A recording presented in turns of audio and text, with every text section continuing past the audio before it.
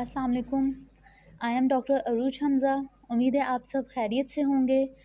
हमने हमेशा से ये कोशिश की है कि आपको एक अच्छा जो है इन्फॉर्मेटिव जो है वो लेक्चर मिल सके, और आज भी इसी तरह हम एक नया टॉपिक लेकर आए हैं। और अगर आपने अब तक हमारा चैनल सब्सक्राइब नहीं किया तो आप काइंडली उसे सब्सक्राइब कर लीजिए।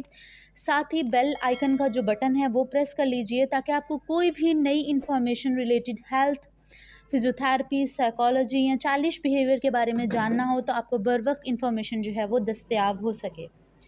सबसे पहले हम इसके अंदर जो डिस्कस कर रहे हैं आज का बहुत इम्पॉर्टेंट टॉपिक, एक ऐसा टॉपिक, एक ऐसी बीमारी जो हम इंसानों में कैंसर से भी ज़्यादा पैदा हो रही है, और उसका नाम है डिप्रेशन। कौन से लोग इससे ज़्यादा इफ़ेक्ट हो रहे होते हैं? आजकल की यंग जनरेशन ज़्यादा इससे जो है वो इफ़ेक्ट हो रही होती है डिप्रेशन से।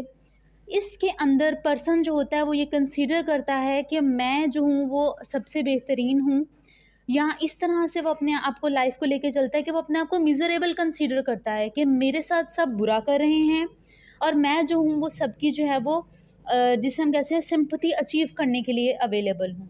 ऐसा इसलिए है क्योंकि हमारी नई नस्ल ज़्यादातर टाइम अपना स्पेंड कर रही है फ़ोन्स पे।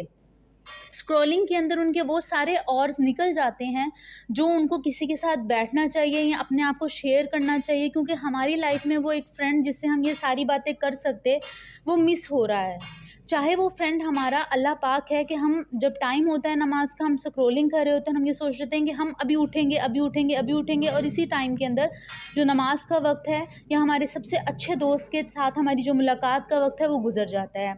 इसी तरह पेरेंट्स जो हैं वो मनी अर्न करने में इतने ज़्यादा बिजी हो रहे होते हैं कि जो उनका टाइम होता है चिल्ड्रन के साथ वो अवेलेबल ही नहीं हो पाता, और वीकेंड्स पे कहीं जाकर उन्हें मिलना होता है और उसके अंदर भी जस्ट फॉर्मल या आम जो रवायती बातें होती हैं वो हो रही होती हैं।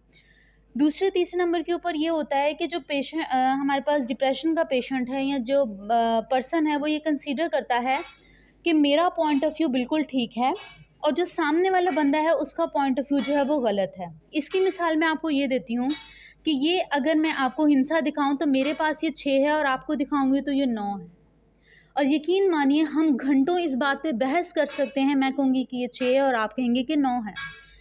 हम हमेशा दूसरे इंसान के लिहाज से गलत होते हैं, कोई भी शख्स अपने लिहाज से बिल्कुल सही होता है, क्योंकि हम इस नेचर के अंदर कोई भी चीज़ कंपैरिजन में ला ही नहीं सकते। बिलमुकाबिल तो एक ज़रा भी एक दूसरे के नहीं हो सकता। तो हर एक शख्स के शूज़ में हमें पाँव डाल के देखना चाहिए कि उसकी राय क्या है और हमारी राय क्या है।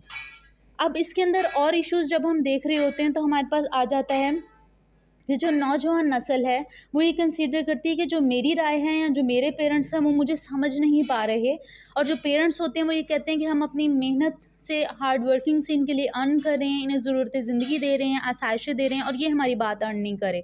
तो सबसे पहले इसका जो बेहतरीन ट्रीटमेंट है वो ये है कि अगर आपको ये कभी लगने लगे ना कि आपके पास किसी भी रिश्ते के लिए सिंपैथी ख़त्म हो रही है, मोहब्बत के अल्फाज ख़त्म हो रहे हैं, या कोई भी एक ताल्लुक़ नहीं रह गया जिसे आपस में बिल्डअप कर दिया जाए और नई जो है वो दोबारा से शुरुआत की जाए, तो आपको ये बात याद रखनी चाहिए कि अगर अल्लाह पाक ने हमें अकेले ही भेजना होता इस दुनिया में तो ये सोशल सर्कल्स ना होते। हमें सोशल लाइफ इसलिए दी गई ताकि हम एक दूसरे के दुख सुख बांटें, एक दूसरे के लिए फ़ायदेमंद इंसान बन सकें। और उसका सबसे बेहतरीन तरीका ये है कि अल्लाह पाक ने हमारी नेचर में एक जो पर्सनैलिटी है वो माँ की रखी है, चाहे वो कोई मर्द है, चाहे वो कोई औरत है, चाहे कोई वो बच्चा है। अगर शौहर को लगता है कि उसकी बीवी जो है वो उसे समझ नहीं पा रही, या उससे उससे जो है वो वैसी लगाव महसूस नहीं हो रहा जैसे, या उसको अपनी बीवी से होना चाहिए, तो उसको चाहिए कि वो शिफ्ट अप कर जाए उस नेचर की तरफ जो माँ की नेचर है। क्योंकि हमने देखा है कि जो माँ होती है वो दरगुजर कर देती है अपने बच्चे की हर बात को। इसी तरह बीवी को चाहिए कि वो अपने शौहर को, जैसे कि अल्लाह पाक ने कहा है कि जो बीवी है उससे सबसे ज़्यादा हक औरत पे उसके शौहर का है।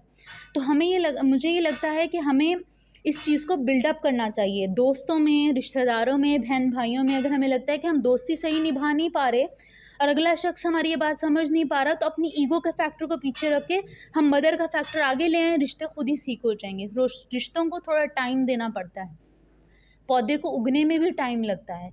बीज लगा के फ़ौरन फल खाने की आदत नहीं होनी चाहिए। उम्मीद है आपको इस बात के बारे में बहुत सारे हल मिल गए होंगे हमारी इस सारी गुफ्तगू के दौरान, और अगर नहीं मिले, कुछ सवालात हैं और उनका पलंदा है, तो प्लीज़ आप कमेंट सेक्शन में हमें बताइए। हम इंशाल्लाह उन्हें मिल बैठकर सॉल्व करने की कोशिश करेंगे, और इंशाल्लाह एक नए टॉपिक के साथ हम अगली दफ़ा आएंगे। तब तक के लिए फ़ी मानिल्लाह।